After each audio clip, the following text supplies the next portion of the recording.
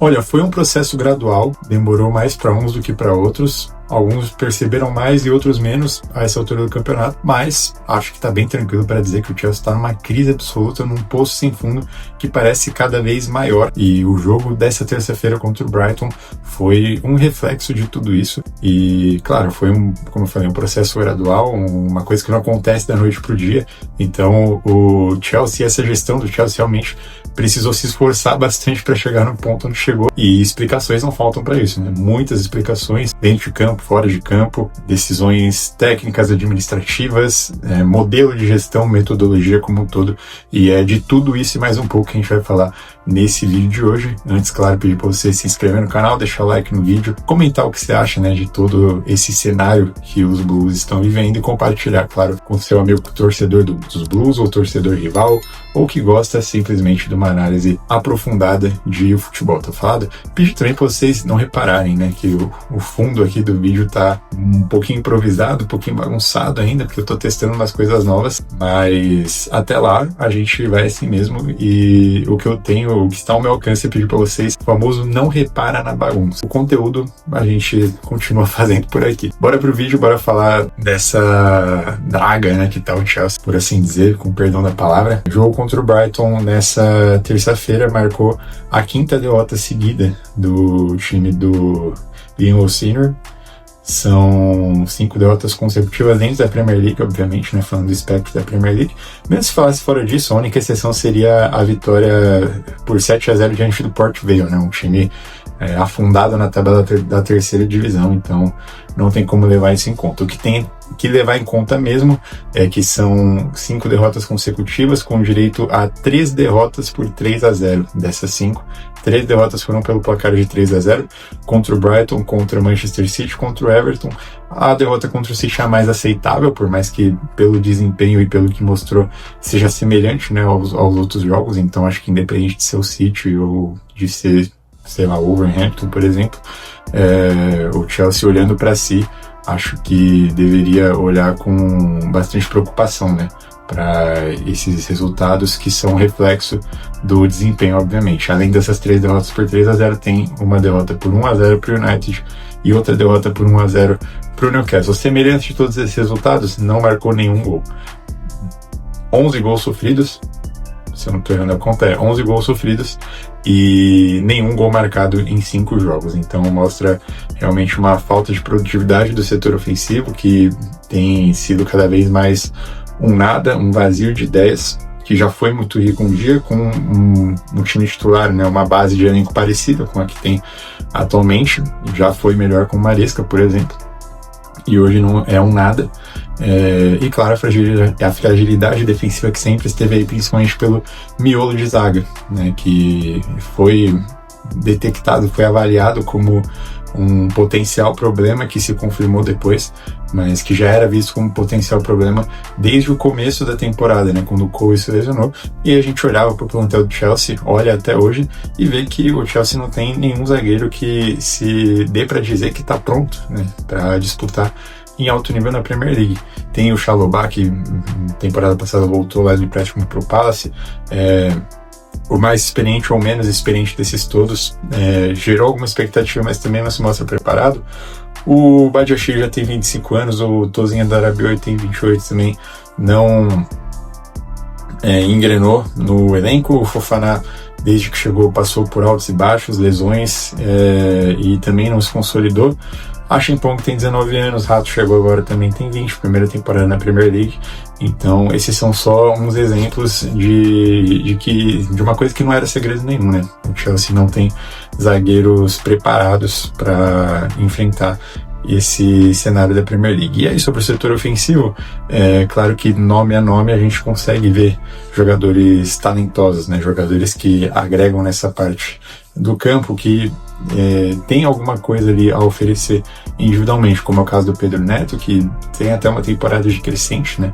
Acho que, claro, ele, assim como o time todo, esse momento é o pior possível dele na temporada, mas acho que se a gente pegar o saldo como um todo, ele passa longe de ser um dos culpados. Agora, o Cole Palmer é um exemplo de alguém que já está na segunda temporada, que oscila bastante, e é uma decrescente constante, né? Na temporada retrasada ele tem aquele brilho todo, aquele protagonismo todo, na qual ele é um dos melhores do mundo. Já na temporada passada ele oscila um pouco mais, ele apresenta um nível abaixo daquela temporada anterior, e agora já também fica raro de achar jogos que tenham sido bons dele, né? Jogos em que ele não tenha errado bastante, jogos que ele tenha conseguido dar continuidade a mais jogadas do que jogadas que ele não conseguiu, e enfim, acaba não agregando, sendo que o time muitas vezes é moldado em torno dele, né? É moldado em torno de potencializar as características dele, de dar condições a ele para armar o jogo, encontrar companheiros, finalizar também, né? Não tem acertado muitas finalizações no alvo, então é uma queda de rendimento constante que a gente vê do Cole Palmer. E além dele, alguns reforços também, né? Como é o caso do Estevão, que começou muito bem a temporada, né? Tem um espaço ali de um mês, um pouquinho mais, que ele realmente brilha os olhos, né, do torcedor do Chelsea, chama a atenção de todo mundo do futebol, mas é um garoto, né? Tem 18 anos ainda e é impossível você jogar a responsabilidade de uma temporada toda nas costas de um jogador desse. Claro, não estou dizendo que ele seja incapaz, né, de entregar o que o time espera, o que o time exige dele, mas de uma tremenda falta de responsabilidade, né? Se o Chelsea, não, nem estou dizendo que o Chelsea tenha feito isso de maneira intencional, né?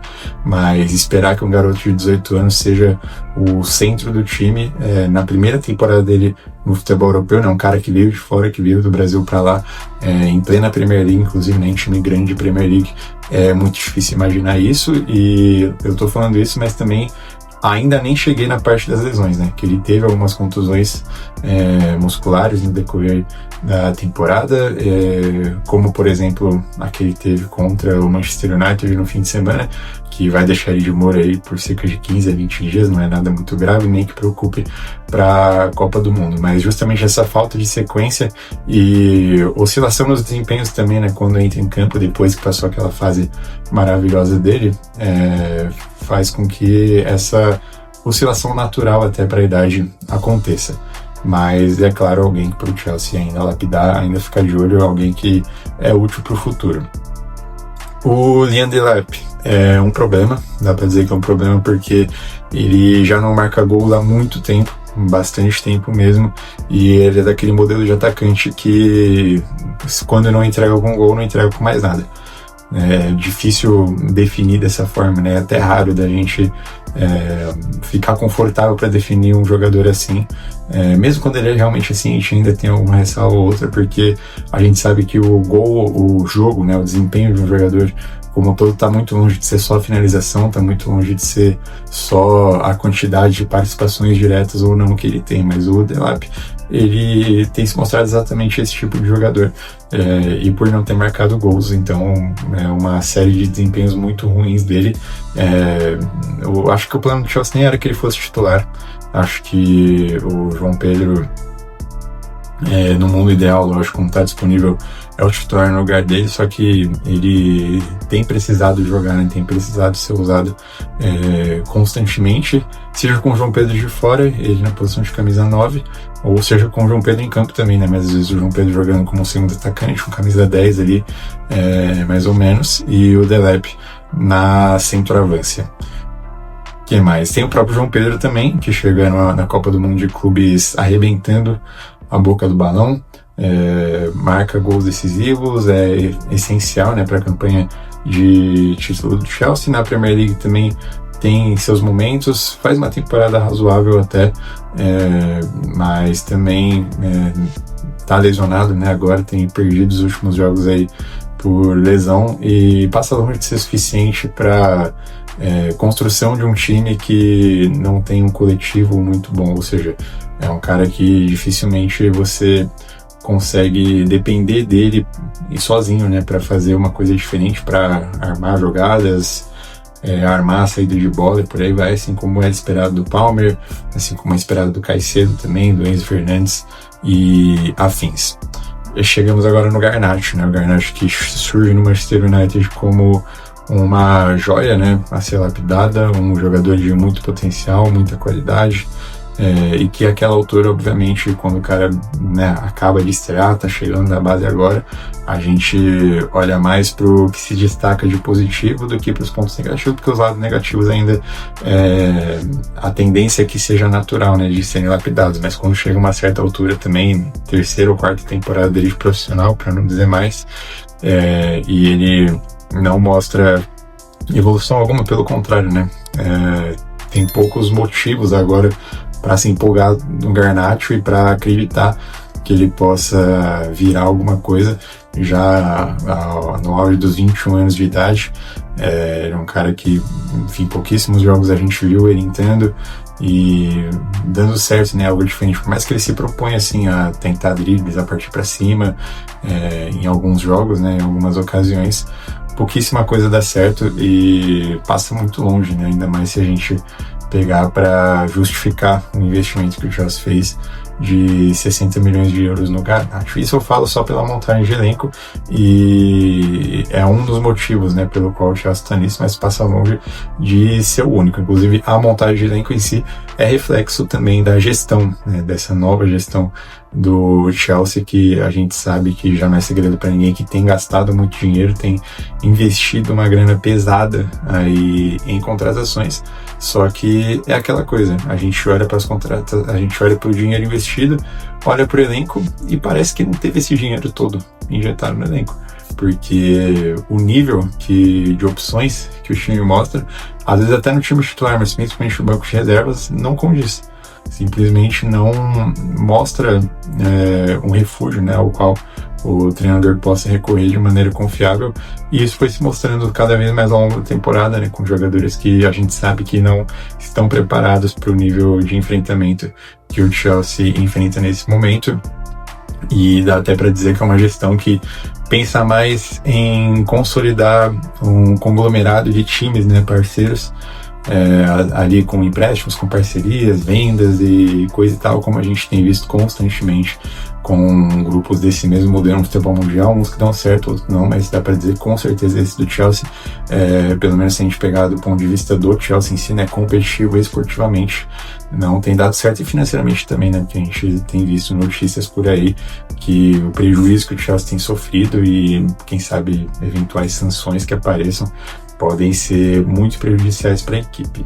E além de falar de elenco, além de falar de gestão, uma coisa que pouca gente tem destacado é a parte do técnico, né? O Liam Rosenior começou ali nos altos e baixos, e agora claramente esses altos sumiram e os baixos foram potencializados a ponto de Chelsea ter chegado nessa situação, ter chegado num ponto que faz um jogo contra o Brighton que é reflexo, né, de todos esses problemas. O primeiro tempo é nulo praticamente, no segundo tempo fica até um pouquinho mais com a bola do que no primeiro, mais longe de criar alguma coisa. Tem só 6 finalizações no jogo, nenhuma finalização no alvo, um total de índice de gols esperados de 0,37, em muitos momentos que é colocado na roda, que só assiste o Brighton tocando passe, o Brighton avançando em campo, um sistema defensivo que mesmo hoje, que jogou com uma linha de 5 atrás, se mostrou muito frágil na prática, uma bola aérea extremamente vulnerável, com a bola voando para lá, para cá e, enfim, cabeçadas constantes dos jogadores do Brighton, grandes defesas do Sanches, né, que inclusive é um dos problemas da temporada de Chelsea, não é um goleiro confiável, e quando a gente vê que tantas bolas chegaram no Sanches, ele teve que defender tantas bolas, né, tanto que o Brighton tem 5 grandes chances no decorrer do jogo, 15 finalizações totais, 9 no gol, para 3 gols, então foram 6 defesas do Sanches. A gente vê que é um problema, porque se a gente vê a longo prazo, inclusive no jogo de hoje também, né, o Chelsea perdeu de 3-0 e poderia ter sido mais se não fosse o Sanches. E então a gente vê o tamanho do problema, né, se a gente considerar a média de jogos do Sanches, que é ruim, a média de nível de atuação dele é ruim, então se continuar assim o Chelsea vai tomar goleada quase sempre, sabe?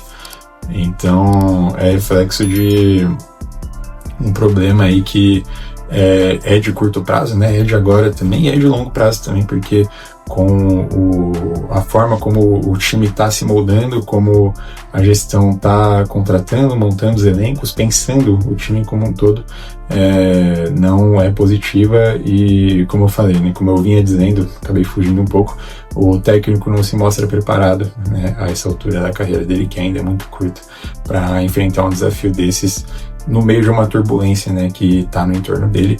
E aí a gente também chega na demissão do Maresca, obviamente. Demissão do Maresca, que é muito questionável. Claro, a gente viu o motivo saindo aqui e ali, mas nenhum motivo que seja convincente de fato. Porque, é claro, o Chelsea oscilava, sim, o Chelsea estava num momento ruim na época que o Maresca é demitido, mas longe de ser um momento tão ruim quanto o que era agora. E na minha concepção, pelo menos, pode até voltar nos outros vídeos que eu falava do Chelsea lá atrás, era um trabalho bom do Maresca, era um trabalho positivo, um trabalho que tinha frutos, um trabalho que dava para ver a mão dele, né, naquela obra que era o Chelsea até então. Dava para ver méritos dele, a forma como ele usava determinados jogadores, o Gusto avançando pela direita, o Palmer às vezes partindo de um lado, né, centralizando, dando espaço para esse corredor do lateral, o João Pedro sendo esse atacante de mobilidade, antes o Nicolas Jackson também, que taticamente era bastante interessante, a dupla de volantes com o Caicedo e o Enzo Fernandes, o próprio Reece James, quando ele passa a jogar de volante e tem essa sequência de jogos, né, interessantes sem se machucar. No primeiro turno da Premier League, ele chega a ser um dos principais jogadores da posição, ele vai muito bem, e tudo isso era mérito do Enzo Maresca, que, claro, o time tinha seus problemas, só que talvez os problemas passavam muito mais pela montagem de elenco, como na parte da zaga, e eram problemas difíceis de serem resolvidos, só que os pontos positivos eles existiam e conseguiam ser potencializados. Então, se a gente olhar menos para resultado, também um pouco para resultado, porque o Maresca tinha suas fases positivas, mas falando do momento que ele cai, né, se a gente olhar menos para resultado e mais para desempenho e mais para o conjunto da obra, né, do trabalho do Maresca, eu não via motivo para ele ser demitido. E aí tem toda a questão de bastidores, do técnico pensar uma coisa, da gestão pensar outra, mas aí tem que botar o pé no chão, botar a mão na consciência e ver quem tá certo e quem tá errado, né, sobre todas as questões que envolvem, né, esse cenário, e pensar mais no time como um todo do que nas próprias convicções, né, daquela gestão que achava que estava indo pelo caminho certo, mas a gente viu que não estava. Então, no resumo, espero que eu não tenha esquecido de nada, mas esses são os motivos que eu vejo para o Chelsea ter chegado onde chegou. E vamos ver o que vai mudar. Precisa rolar uma mudança drástica, uma mudança radical, uma reformulação num elenco que já é novo, então não sei muito bem como isso aconteceria, se seria com muitas vendas, muitos empréstimos, começar a contratar jogadores mais consolidados, mais confiáveis, e realmente, isso vai mudar a metodologia? Vai, porque é o que tem que acontecer. A metodologia de agora do grupo que gera o Chelsea não está funcionando, e no mundo ideal, esportivamente falando, os donos têm que pensar na equipe, né, no clube, no desempenho, e menos na parte administrativa financeira, que também é ruim, né?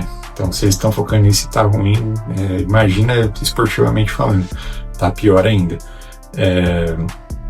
Mas no resumo é isso. Deixa nos comentários o que você achou do vídeo, se você concorda comigo, se você concorda ou discorda da minha análise. Vamos trocar essa ideia aí nos comentários. Esquece de deixar o like para ajudar o YouTube a entregar mais por aqui, se inscrever no canal para receber os próximos conteúdos, tá falado? Muito obrigado pela audiência, aquele abraço e até a próxima.